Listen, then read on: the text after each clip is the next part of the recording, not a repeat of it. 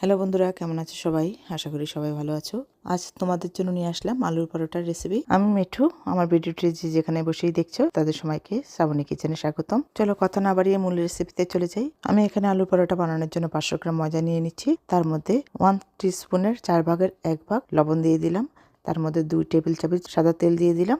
তারপর এটাকে ভালো করে আমি হাত দিয়ে মিক্স করে নিলাম। এটাকে এমনভাবে মিক্স করতে হবে ভালোভাবে যেন মুট করলেই সবগুলো এরকম ঝরঝরে হয়ে যায়। যতক্ষণ পর্যন্ত ঝরঝরে না হচ্ছে ততক্ষণ তুমি ভালোভাবে এটাকে মিক্স করতে থাকো। মিক্স করার পরে তারপর তুমি এটাকে একটা ভালো ডো বানিয়ে ফেলো একটু জল দিয়ে। যেভাবে রুটি করার মতন ডো বানাও ঠিক সেভাবেই এটাকেও একটা ডো বানিয়ে ফেলো। যারা আলুর পরোটা খেতে চাইছো অথচ বানাতে পারছো না তাদের জন্যই আমার আজকের ভিডিওটা। আশা করি তোমরা আমার ভিডিওটা দেখলে খুব সহজেই নিজেরাই বাড়িতে বানিয়ে নিতে পারবে। দেখো তোমাদের সাথে কথা বলতে বলতে আমার ডোটা হয়ে গেল। এবার পরোটা করার জন্য আমি ডোটা থেকে ছোট ছোট লেচি বানিয়ে নিব। এটা বানানো হয়ে গেলে তারপর পরোটা পুরের জন্য আলু মাখাটাকে রেডি করে নিব আর ওটাকে একটা সাইডে রেখে দিব।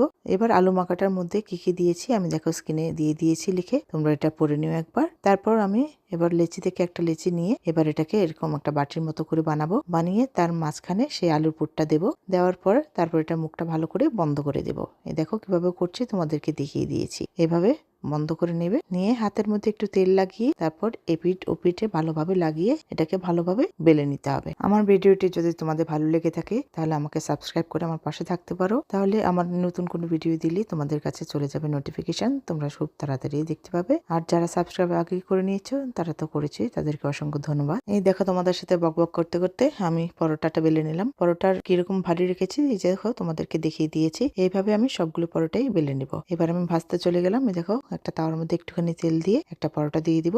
দিয়ে তারপর এটাকে এপিট ওপিট করে এরকম করে ভেজে তুলতে হবে তোমাদের। দেখো কি সুন্দর করে বেলা হয়ে গেছে এবং ভাজাও হয়ে গেছে। তোমার পরোটা একদম খাওয়ার জন্য রেডি। ওইটাকে তুলে নিলাম। সেই ক্লিপটা একটু বাদ পড়ে গেল, কিছু মনে করো না। এবার আরেকটা পরোটা তোমাদেরকে ভেজে দেখিয়ে দিচ্ছি।